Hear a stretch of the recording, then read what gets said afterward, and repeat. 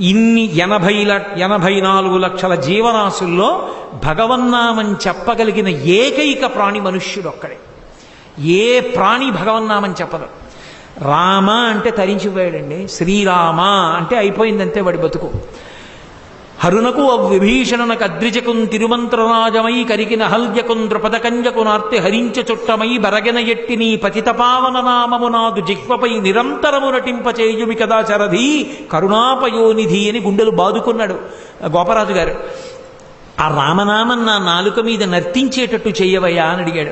పవి పుష్పంబగు అగ్ని మంచగు ఆకూపారం భూమిస్థలంబగు శత్రుండతిమిత్రుడు విషము దివ్యాహారమౌ నిన్నగా అవనీమండలి లోపలన్ శివ శివేచ్ఛాభాషణోల్లాసకిన్ శివానీ నామము సర్వవస్యకరమౌ శ్రీకాళహస్తీశ్వర అని ధూర్జటి.